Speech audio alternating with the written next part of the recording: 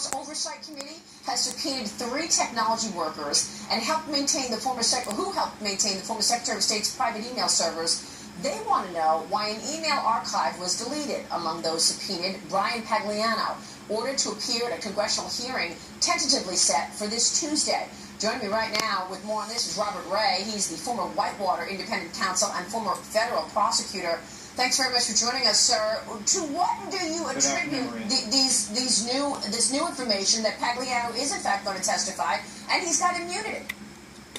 Well, Congress is concerned about a very obvious thing, and that is while there was a demand for records going on, the Clinton folks and these, including Mr. Pagliano, those responsible for the servers, were apparently wiping the servers and deleting things, and that raises a legitimate question about whether or not obstruction of justice is something that should deserve and will deserve a second look.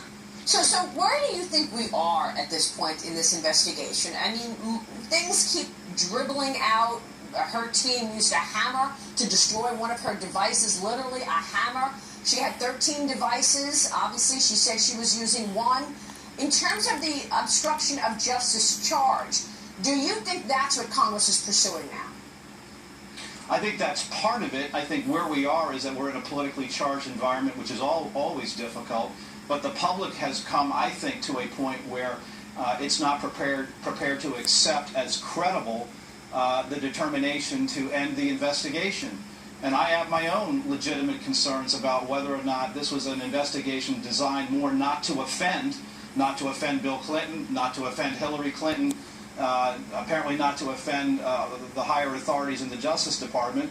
And when I saw that, for example, Cheryl Mills, the legal advisor to the State Department, was allowed to have access to Hillary Clinton and sit the interview when she was interviewed by the FBI, that didn't sound to me at all like an aggressive investigation. Frankly, in my view, based upon what I know, and particularly her efforts to use the attorney-client privilege to shield information, my sense of it is that doesn't appear to me to be an aggressive investigation. I would have thought that the approach would have been, hey, listen, you're a subject of our investigation, you need separate counsel, and there's no way in the world that you're sitting an interview when the FBI interviews Hillary Clinton. So what was your takeaway then from that interview by the FBI? We know that it wasn't recorded. We know that it wasn't under oath. Sounds strange, frankly, given this investigation right before a presidential election. Well, look, the FBI conducts interviews typically not recorded and with the presence of sufficient staff to take notes that ultimately are recorded in the sense not, by a tape recording, but obviously recorded in the form of a written summary of what occurred. That's not so unusual. Remember, the FBI conducts thousands of interviews. What is unusual about it, though, was the procedure that was engaged in. And again, it looked an awful lot like, let's not offend anybody. That's not an aggressive prosecutor or an aggressive investigation seriously interested in finding out what the truth is. And while, it's easy for Jim Comey, who's a friend of mine, to say, well, you're not on the inside here, you don't really know what I know about what's going on with this investigation, I think the public right now has trouble accepting that this has been a searching and thorough inquiry, which is why some have called, and frankly I have reached the point where I think a special counsel is what is required in order to get to the bottom of this if Congress can't do it itself. Do you think that would materialize? Why wasn't a special independent outsider brought in anyway? At this time, the election is in 60 days.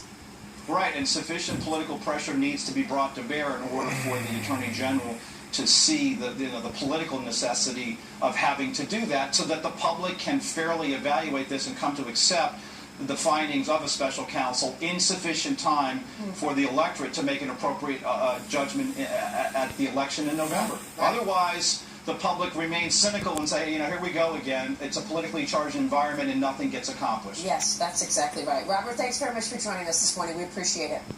Thank you, Maria. Robert Ray there. We'll take a short break, and then we've got brand new poll numbers for you. They're showing that the race for the president is in a tight place in several battleground states. We will break down all the numbers with our panel. That's next. We're looking ahead on Sunday Morning Futures right now.